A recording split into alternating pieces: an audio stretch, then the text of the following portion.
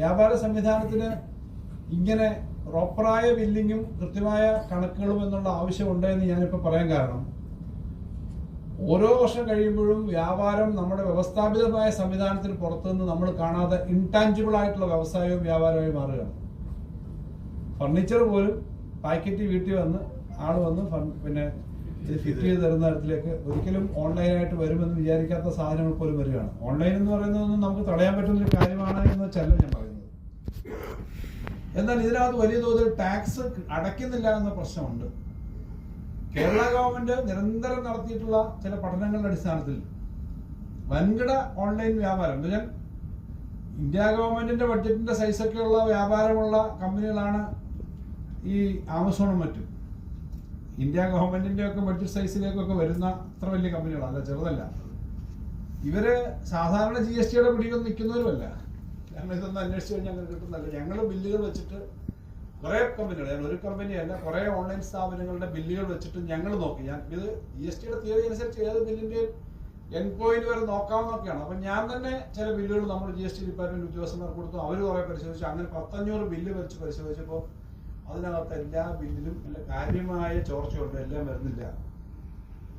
അപ്പോ ബില്ല് 18%, 28% നികുതിയുള്ള ഒരു ഉത്പന്നം, 10,000 രൂപയുടെ സാധനം ബില്ലില്ലാതെ വന്നാൽ സംസ്ഥാനത്തിലുണ്ടാവുന്ന നഷ്ടം പോട്ടെ, ഇവിടുത്തെ വ്യാപാരികൾക്ക് കട വെച്ച് വിൽക്കണമെങ്കിൽ ഈ ബില്ല് വെച്ച് വിൽക്കാൻ പറ്റൂ. ഇടയ്ക്ക് ചിലപ്പോൾ ഒറ്റപ്പെട്ട ചില തട്ടിപ്പ് നടത്തുന്ന ആളുകൾ കാണും. പക്ഷെ പൊതുവിൽ ബില്ല് വെച്ച് നടത്താൻ പറ്റും. ഈ 2,800 രൂപ വലിയ ബാർഗെയിനൊക്കെ കൊടുത്തിട്ട് വില കുറച്ച് കൊടുക്കുന്ന സാധനങ്ങൾ പലതും അക്കൗണ്ടഡ് അല്ല എന്ന് വരുന്നൊരു കണക്കാണ് ഞാൻ ഈ പറഞ്ഞത്.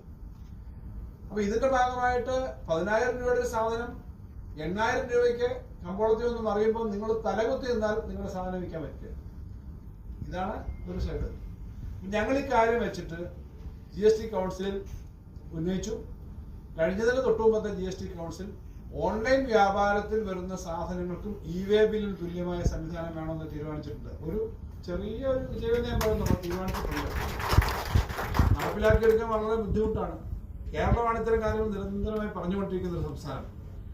സ്വർണ്ണ വ്യാപാരികളുടെ പ്രശ്നം, ചില കാര്യങ്ങളിൽ അവർക്ക് ചില വിഷമമുണ്ട്. ഇതിന്റെ ഒരു ഇന്റർസ്റ്റേറ്റും ഇൻട്രാസ്റ്റേറ്റും ഉള്ള കാര്യങ്ങളിൽ ഇ-വേ ബില്ല് വേണമെന്ന് പറഞ്ഞു. അപ്പം ചില പ്രശ്നങ്ങൾ ഇവരെ ചർച്ചയ്ക്ക് വിളിച്ചപ്പോൾ പറഞ്ഞിരുന്നൊരു കാര്യമുണ്ട്. അതിനകത്ത് ഈ സ്വർണ്ണം പണിക്ക് കൊണ്ടുപോകുന്ന സ്വർണ്ണത്തിനൊക്കെ ഈ ഇ-വേ ബില്ലിന്റെ പ്രശ്നമുണ്ട്. അത് നോക്കി പ്രായോഗികമായി നിയമങ്ങൾ ഉണ്ടാക്കാൻ സെൻട്രൽ ഗവൺമെന്റിന്റെ GST ഡിപ്പാർട്ട്മെന്റ് സ്റ്റേറ്റിലുണ്ട്. നമ്മുടെ ഡിപ്പാർട്ട്മെന്റ് ഉദ്യോഗസ്ഥന്മാർക്ക് അവിടെ അതിന്റെ ഓർഡറും കാര്യങ്ങളൊക്കെ തുക ആദ്യം നിശ്ചയിച്ചിരുന്ന തുകയെക്കാളും കുറച്ചുകൂടെ കൂട്ടിയൊക്കെ നിശ്ചയിക്കാൻ ആലോചിച്ചിട്ടുണ്ട്.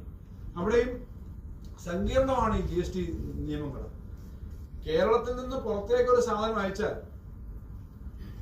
പുറത്തേക്ക് വിൽക്കുന്ന സാധനത്തിന് ഇവിടെ ടാക്സ് കളക്ട് ചെയ്യും. എന്നിട്ട് ആ ടാക്സ് അവിടുന്ന് അവർ ക്ലെയിം ചെയ്ത് കൊടുക്കും. ഇപ്പൊ ഇന്ത്യയിൽ നടക്കുന്ന ഒരു പ്രധാന പ്രശ്നം ഈ IGST എന്നാണ് പറഞ്ഞത്.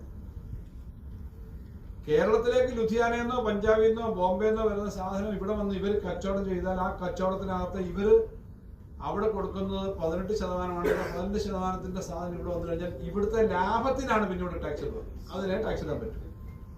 പക്ഷെ ഇവർ കണക്കെഴുതുമ്പോൾ ഈ ടാക്സ് ഞങ്ങൾ അവിടെ കൊടുത്തു, ബാക്കി ഇപ്പം 1,800 രൂപ ടാക്സ് കൊടുത്തിട്ടുണ്ട്. ഇവിടുത്തെ അധികം ലാഭങ്ങൾ വന്നപ്പോൾ 2,000 രൂപയാണ്. 2,000 രൂപ ടാക്സ് കാണിക്കും, പക്ഷെ 200 രൂപ അടയ്ക്കത്തുള്ളൂ. കാരണം എന്താ, ബാക്കി 1,800 രൂപ അവിടെ അടച്ചു.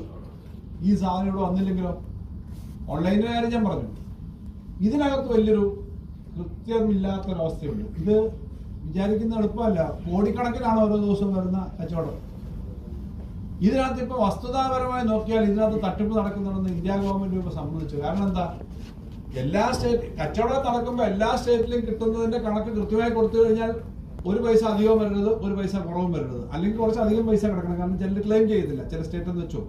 ഇപ്പൊ അങ്ങനല്ല, കുറവ് വരിക എന്ന് പറഞ്ഞാൽ ഇന്ത്യ ഗവൺമെന്റ് 1,00,000 കോടി രൂപ കിട്ടി, പക്ഷെ കൊടുക്കേണ്ടി വരുന്ന 1,15,000 കോടി രൂപ ഏത് സംസ്ഥാനങ്ങളുടെ ക്ലെയിം. അപ്പൊ അതിനർത്ഥം എന്താ, ആരോ അധികം അടിച്ചു മാറ്റുന്നുണ്ടെന്നാണ് ഈ ബില്ലുകളുടെ കാര്യത്തിൽ. ഇതൊരു സങ്കീർണമായ സ്റ്റേറ്റുകൾ നേരിടുന്ന പ്രശ്നങ്ങൾ ഞാൻ പറയാം. സംസ്ഥാനത്തിൽ ഏറ്റവും കൂടുതൽ, കേരളത്തിലാണ് ഇത് ഏറ്റവും കൂടുതൽ ബുദ്ധിമുട്ട് വരുന്നത് എന്നുള്ളത് നമ്മൾ നിരന്തരമായി പറഞ്ഞുകൊണ്ടിരിക്കുകയാണ്. വലിയ കണക്കും ആർഗ്യുമെന്റും ഒക്കെ നടക്കുകയാണ്. ഇത് പൊതുവിലുള്ള നിയമത്തിന്റെ. ഇതുപോലെ തന്നെ സ്റ്റേറ്റിൽ നിന്ന് പുറത്തേക്ക് പോകുന്ന സാധനത്തിന് ഒരു കണ്ടെയ്നർ സാധനം പുറത്തേക്ക് പോകുന്നു. ഇന്ത്യക്ക് പുറത്തേക്കാ, എക്സ്പോർട്ടാ, രേഖയിൽ എക്സ്പോർട്ടാ. ടാക്സും പുറത്തേക്ക് അയച്ചു എന്ന് പറഞ്ഞിട്ട് ആ ടാക്സിന്റെ എക്സംഷൻ എടുക്കും. ഇതുപോലുള്ള പല കാര്യങ്ങളും, സങ്കീർണമായ പല കാര്യങ്ങളും നടക്കുകയാണ്. ഓരോ ദിവസവും പുതിയ പുതിയ സാധനങ്ങൾ പുറത്തേക്ക് വന്നുകൊണ്ടിരിക്കുക, കണ്ടുപിടിക്കും. ഇങ്ങനെ ഒരു GST സമ്പ്രദായം വന്നതിന് ശേഷം നമ്മുടെ സംസ്ഥാനം ഉൾപ്പെടെ പല സംസ്ഥാനങ്ങൾക്കും കിട്ടേണ്ട പല ടാക്സ് കിട്ടുന്നില്ല. ടാക്സ് കിട്ടേണ്ടത് ഉണ്ട് തന്നെ. എന്നാൽ ഇവിടെ നേരത്തെ പറഞ്ഞ പോലെ കച്ചവടക്കാര് കളക്ട് ചെയ്യുന്ന ടാക്സ് ഇങ്ങോട്ട് അടയ്ക്കേണ്ട പ്രശ്നമുണ്ട്. ഈ രണ്ട് കാര്യങ്ങളുണ്ട്. അപ്പൊ ഈ കച്ചവട മേഖലയിൽ ഈ ബില്ലുണ്ടാവുക എന്നുള്ളത്, മൊത്തം ബില്ലിങ്ങിന്റെ അടിസ്ഥാനത്തിൽ വരിക എന്നുള്ളത് വളരെ പ്രധാനപ്പെട്ടതാണ്. കുറച്ചാളുകൾ ബില്ലില്ലാതെ കൊടുക്കുകയും ബാക്കിയുള്ളവർ ബില്ലോടുകൂടി കൊടുക്കുകയും ചെയ്യേണ്ടി വന്നു കഴിഞ്ഞാൽ അതൊരു ഈക്വലായ ഗ്രൗണ്ട് അല്ല, ലെവൽ പ്ലേയിങ് ഫീൽഡ് അല്ല. അവിടെയാണ് ഈ പറഞ്ഞ നിങ്ങൾ ഈ നടത്തുന്ന കാര്യങ്ങളുടെ പ്രത്യേകത. നമ്മൾ വിചാരിക്കും വളരെ പെട്ടെന്ന് ഒരു 40% 50% ഓൺലൈൻ വ്യാപാരം വരുമെന്നാണ് എൻ്റെ ഒരു വ്യക്തിപരമായ വിലയിരുത്തൽ. വളരെ വേഗം. റെസ്റ്റോറൻറ്റുകൾ പോലും ഇപ്പോൾ എങ്ങനെയാണ് ഓൺലൈനിന്റെ വ്യാപാരം വരുന്നത് നമുക്കറിയാം, പുറത്തുനിന്ന് വരുന്ന സാധനങ്ങൾ. അപ്പൊ അത് പലതും ബില്ലിംഗ് ഇല്ലാതെ വന്നു കഴിഞ്ഞാൽ നമ്മുടെ 4 കോടി ആളുകൾ കച്ചവടം ചെയ്യുന്ന ചെറുകിട വ്യാപാര മേഖലയാണ് ഇന്ത്യയിൽ കാർഷിക മേഖല കഴിഞ്ഞാൽ ഏറ്റവും കൂടുതൽ തൊഴിൽ കൊടുക്കുന്ന മേഖല. കാർഷിക മേഖലയാണ് ഒന്നാമത്, രണ്ടാമത് ചെറുകിട വ്യാപാരമാണ്. ആ ചെറുകിട വ്യാപാരം നടത്തുന്ന ആളുകൾക്ക് കൃത്യമായി നടന്നു മുന്നോട്ട് പോവുകയും അതുവഴി ടാക്സ് കളക്ട് ചെയ്ത്, ഞാൻ പറയുന്നത് ഇവര് സർക്കാരിന്റെ GST ഡിപ്പാർട്ട്മെന്റിന്റെ പോലെ തന്നെ പ്രവർത്തിക്കുന്നവരാണ്. ആ ടാക്സ് കളക്ട് ചെയ്ത് ഉത്തരവാദിത്വം വഹിക്കുന്നവരാണ്. അത് കൃത്യമായി നടക്കുന്നതിന് വേണ്ടിയിട്ടുള്ള എല്ലാ സിസ്റ്റത്തിനെയും എല്ലാ കാര്യങ്ങളെയും പിന്തുണയ്ക്കുക എന്നുള്ളത് ഗവൺമെന്റിന്റെ നയപരിപാടി തന്നെയാണ്. അപ്പൊ അതിനകത്ത് ഈ സമ്പ്രദായം വരുമ്പോൾ ഈ കുറച്ച് കഴിയുമ്പോൾ ഇപ്പൊ നിരന്തരമായിട്ട് ഇത്ര യോഗങ്ങൾ വിളിക്കുമ്പോൾ വ്യാപാര